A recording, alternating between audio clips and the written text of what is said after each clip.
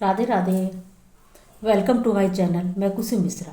आज के इस वीडियो में मैं आपसे माघ मास में पड़ने वाले शुक्ल पक्ष में जो एकादशी है उसके बारे में थोड़ी जानकारी मैं आप सभी के बीच में शेयर करना चाहूँगी।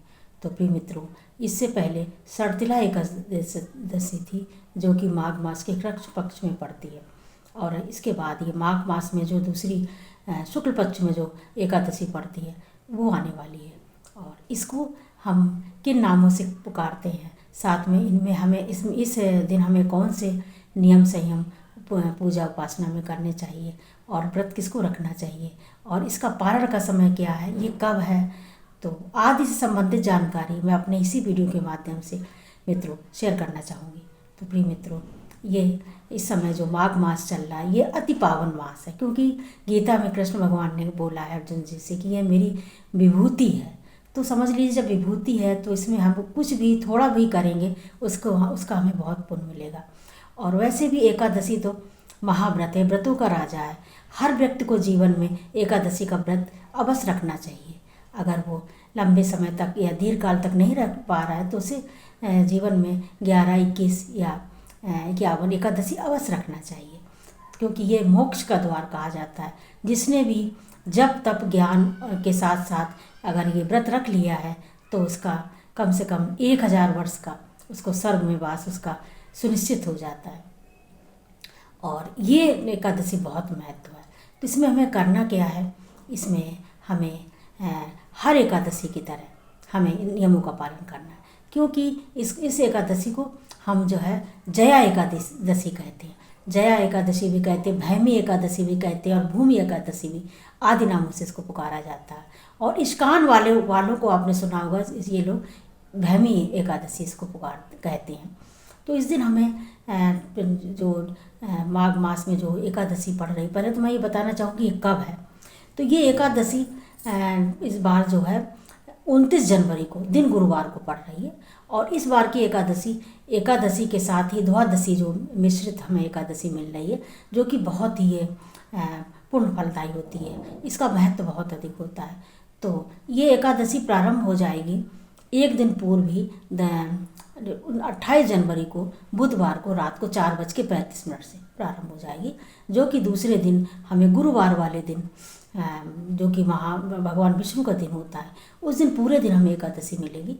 और दूसरे दिन इसके अगले दिन हमें 30 जनवरी को इसका पारण है। और पारण का समय है प्रातःकाल 6:16 से 9:59 तक।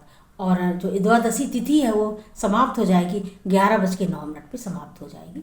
तो हमें दशमी के दिन से ही एकादशी के नियमों का पालन कर लेना चाहिए, क्योंकि एकादशी व्रत मैं हर बार बताती हूँ, हर वीडियो में 3 दिन का होता है। तो एकादशी को दशमी की शाम से ही आप चावल आदि न खा करके और उस दिन से ही ब्रह्मचर्य का पालन करते हुए सात्विक भोजन आहार विहार करने के बाद प्रातःकाल उठ करके ब्रह्म मुहूर्त में संभव हो सके तो गंगा का स्नान करना चाहिए, क्योंकि इस समय माघ मास चल रहा है और माघ मास में गंगा स्नान का बहुत महत्व होता है। अगर नहीं संभव हो पा रहा तो घर में ही आप गंगा जल डाल के तिल डाल करके स्नान कर लेना चाहिए। और साथ में पूजा गृह में जाके आप आसन बिछा करके हमें पूजा वंदना करना चाहिए। भगवान शालिग्राम की या भगवान लड्डू गोपाल विष्णु भगवान की कोई भी मूर्ति उनकी उपासना करना चाहिए। और उससे पहले सूर्य और तुलसी को जल अवश्य देना चाहिए। तो सूर्य को तुलसी को जल देने के लिए हमें नियम ये है कि तांबे के पात्र में अपना तिल और गुड़ मीठा डाल करके हमें लाल चंदन मिला के हमें सूर्य को पहले जल देना चाहिए। और वहीं पर ही एक तांबे के पात्र में लोटे में हमें जल और ये चंदन सफ़ेद और काला तिल मिला करके अक्षत मिला करके थोड़ा सफ़ेद फूल पे ला करके कंबल बिछा के वहाँ पे आसन बिछा के बैठ जाना चाहिए। और दक्षिण मुँह की तरफ करके पहले तो सूर्य की तरफ मुँह करके हमें गीता के 7वें अध्याय का पाठ करना चाहिए। और भगवान भास्कर से ये निवेदन करना चाहिए कि इसका पुण्य हमारे देवताओं को हमारे पितरों को मिले, क्योंकि पितर जिनके अधोगति में होते हैं तो उनको अगर इसका पुण्य मिल जाता है तो उनका रास्ता सुगम हो जाता है आगे का। और इसलिए अवश्य ऐसा करना चाहिए। और उसके बाद में पूजा गृह में आकर के, जब हमने पहले भी बता रखा कि आसन बिछा करके सबसे पहले हमें संकल्प करना चाहिए कि संकल्प में हमें किस तरह व्रत रखना है, निराहार रखना है, निर्जला रखना है, किस तरह से रखना है। ये सब करने के बाद, पूजा आराधना करने के बाद भगवान विष्णु के सहस्त्र नामों का या ये कृष्णाय वासुदेवाय हरे परमात्मे प्रणतक्लेशनाशाय गोविंदाय नमो नमः, इन मंत्रों का, अथवा राम रमेत रमेति रमे रामे मनोरमे, आज जो पूरा मंत्र है इस सब का हमें जाप जितना भी हो सके सब करना चाहिए पूरा दिन व्रत रखने के बाद। और शाम के समय फिर पूजा आराधना वंदना करने के बाद एक बार आप फलाहार कर सकते हैं, बिना नमक का सात्विक भोजन करना चाहिए शुद्धता से बनाने के बाद। और रात में संभव हो सके जितनी देर तक भी जागरण करना चाहिए, जो उसमें भी जप आदि करना चाहिए। और करने के बाद प्रातःकाल उठ करके दूसरे दिन, अगले दिन पारण के समय पारण कर लेना चाहिए। और एक सीधा खुराक अवश्य ब्राह्मण को, किसी को पेट पाटी ब्राह्मण को दान कर देना चाहिए। तो इस बार जो ये एकादशी का व्रत है ये बहुत शुभ इसमें पड़ रहा है, इसमें सभी योग बहुत शुभ और सुगम है।